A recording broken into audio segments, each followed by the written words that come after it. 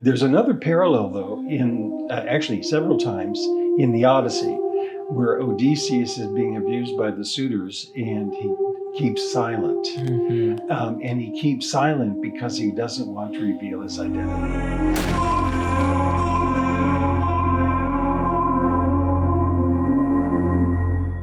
Mark Frobum or Frobum, thank you for being a patron on MythVision. You have a question for Dr. Dennis R. MacDonald. Dennis, thanks for joining us in the house here. What did you think of Theodore J. Weeden's use of your mimesis your mimesis criteria to evaluate a possible literary relationship between the trial scene in Mark 15 and the Jesus ben Ananias trial in Josephus B6 300-309? And then he puts in parentheses, the two Jesuses West Star Forum Fall 2003. Well, thank you for the question. I know Ted Weeden, and I respect his work. I have not read this article. It requires one to say that Mark knows Josephus, and I'm not convinced of it, but it's not inconceivable.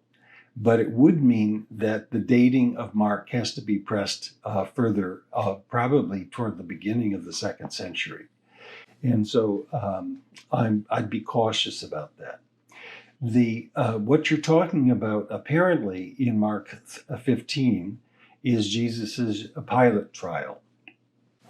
I think it's more likely that the Pilate trial shows evidence of the kinds of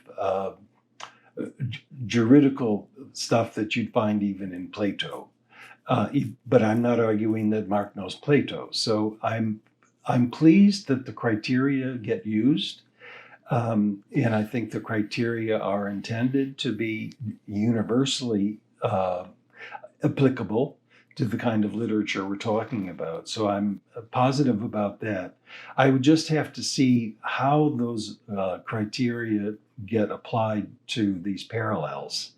So I'm going to start by being skeptical but grateful that someone's using these criteria and sees their virtue.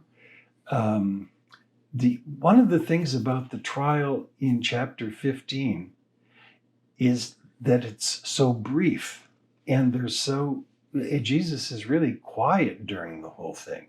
And the bigger problem is that the Jewish chief priests and others are whipping up the crowd to give Pilate a hard time. So I don't even know how much content there is about the Pilate trial. I've been wondering about that because the Jewish trial is much more complex in Mark. So yeah, he is silent there. And that also, I mean, look, I haven't read Wheaton's work, and I have a friend who told me you need to, and I went online to try and find it, and it looks like you got to order the actual book or paper, and it wasn't easy for me to find. I could do it if I really put my efforts in.